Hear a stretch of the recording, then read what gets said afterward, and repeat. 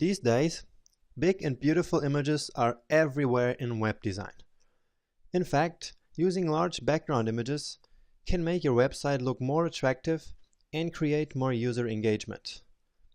It has actually been found that image-heavy websites convert better, so that's great news. So you totally have to know how to work with images. And with that, I mean that you should learn how to effectively put text over images. There are a few techniques for doing this, and we are gonna go through the most important of them in this lecture. First, the easiest way is to put text directly on an image. The problem is that this only works if the image is quite dark and your text is white.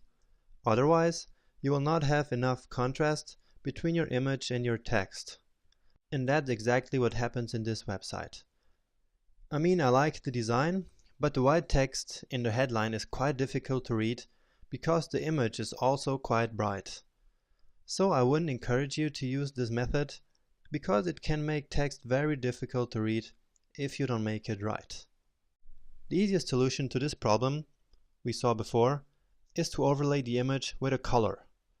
The most usual and of course simple to use color is black, which simply turns the image darker, as in these two beautiful websites. But we can also use other colors as well and create some beautiful effects with them. And we can do even more. We can use color gradients to achieve stunning effects like these websites do. You can find a link to some beautiful color gradients in the course ebook.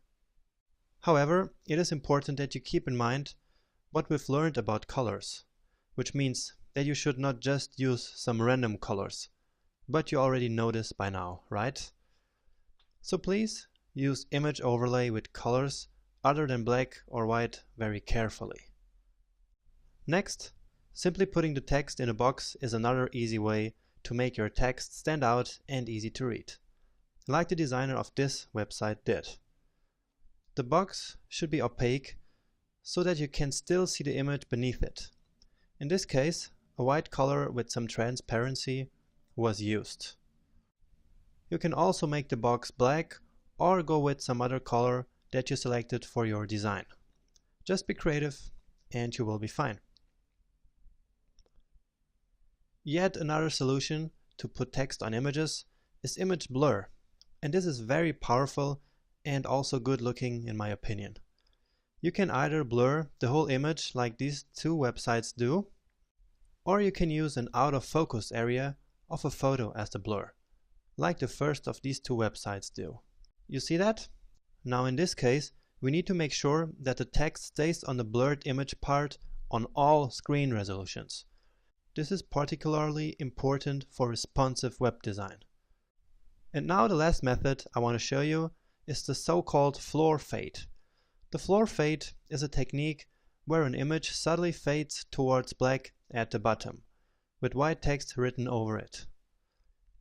This is the profile page of 500px.com, and this uses the floor fade extremely well. So it is almost unnoticeable, but still improving readability, which is exactly what we want. And this would be the same website, but without the floor fade. And in this case, we have a hard time reading some of the small white text down there. So the floor fade increases the text readability dramatically. This means that in situations like this, where we want text at the bottom of an image, this is the perfect solution to go for. Now you may ask, where do I get amazing images like the ones we saw in this lecture for my website? Well, you either already took some great photos for some website you're planning, or you can just get a lot of super cool free images on the internet. There are images for everything you can imagine. As always, I share the best resources with you in the course ebook. And this closes our lecture on working with images. In this lecture you saw a lot of great websites, and those can actually be a good inspiration for you and your websites.